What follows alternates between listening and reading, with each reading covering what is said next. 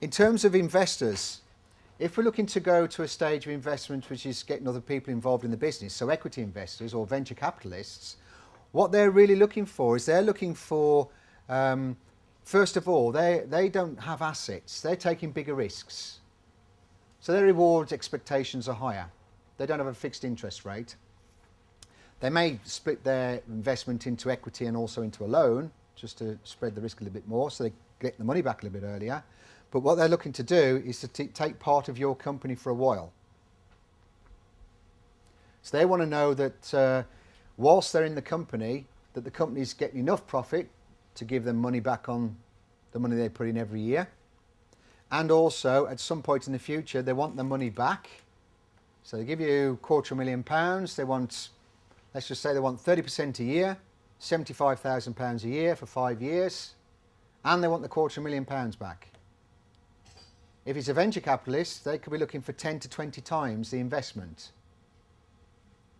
So what they're looking for is, are you actually going to be able to say that we will, we'll be able to sell this company to another company. We're going to leave ourselves, and that happens a lot in technology-based businesses, software, internet stuff, where they say, well, we're going to sell, stock answer, we're going to sell to Google, we're going to sell to Microsoft, and that's our mode of operation. They see this all the time. They've got to look at this and think, well, is this possible? Is it probable? Is it viable? If you're going to stay in the business, how are you going to raise the extra capital? Do the profit forecasts generated show that you're going to be able to get that money? Now, this is just in the executive summary. This is at the start. Before they've even gone down to any details, they want to know that you've demonstrated that. And hopefully you've done it all on one page. So no small challenge there. This is what we're doing. This is what we need to understand about what we're doing. This is probably the reason why we're going to do it. It's something we believe in. It's something that we're convinced is going to change either our lives or the lives of other people. Hopefully both.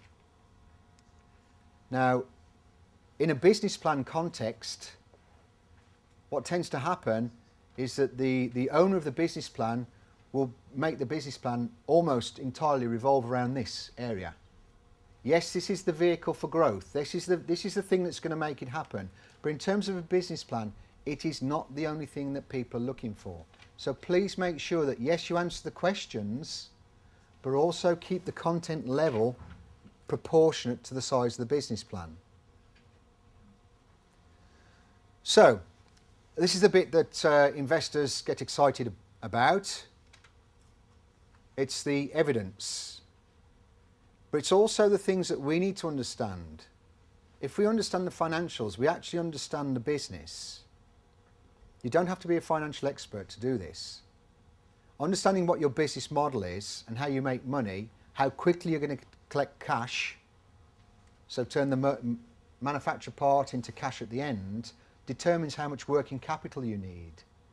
If you understand your working capital, this big chunk of money, then the bank, if you say to the bank, my working capital needs are £50,000, and they look in and they do their sums and it comes out at £48,000, they're quite impressed. They understand that you understand. And if you can understand the financials, even at a superficial level, you might need some help with the support by an advisor or an accountant. Once you understand that and they appreciate that you do, it's not put away forever afterwards. It's so that you understand in the future, things go on, things change, that if you look at that situation again, that you appreciate you are in potentially a serious situation, or in fact you're going really well, but you understand why. The next real areas that we should be thinking about is how to forecast things. How many times will our customers buy from us? How many types of customers will we have? How many times a year will they buy? Can we sell to them more than once? And can we put them into a contract? That'll be nice. Let's tie them into a deal. Mobile phones, for instance. If they weren't tied into a contract, you'd be swapping every week with a new mobile phone.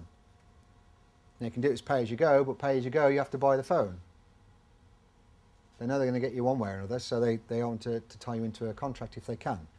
Okay, so knowing how many customers you've got, how many times they'll buy, you can generate your sales forecast. The next stage is the profit and loss, the cash flow, and the balance sheet. Well, ultimately, in a small business, everything is about cash. So if you concentrate on any one forecast at all, it's your cash flow forecast. In your business plan, when the investors looking to challenge you and what your assumptions are, this is an area that they will focus on the most. They'll be saying to you, what happens if the sales fall off by 20%? What happens if the costs go up by 20%? What happens if your customers suddenly decide to stop paying you for another 30 days?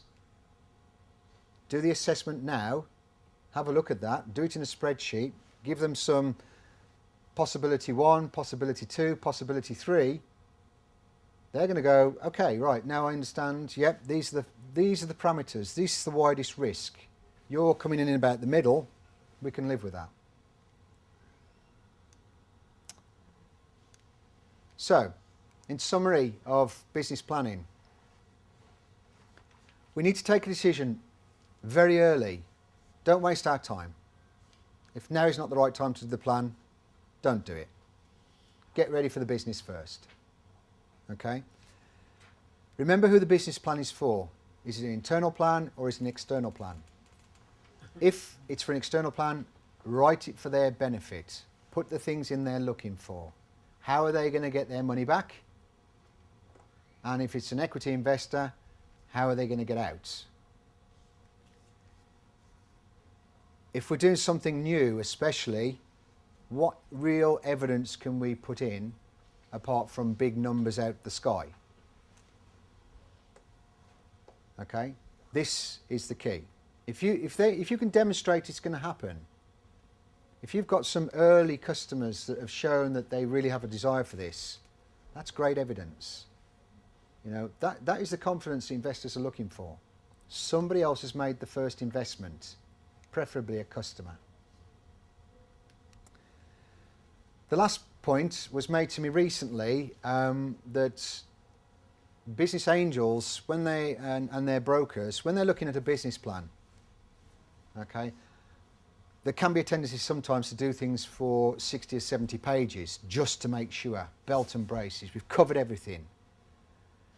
If it's more than 15 pages, they won't bother reading it. They've got so many business plans to read, they're just not that interested. And that's an awful thing to think about, but that's what they will do. So exec summary, yes, that looks great. Financials, yep, they'll go through there. The rest of it, all that effort to write 60 pages, it's probably took you 2 or 3 months to do in some circumstances, they're not even going to read it. So don't bother. Get it concise. Okay? Any questions? No? Okay, thank you.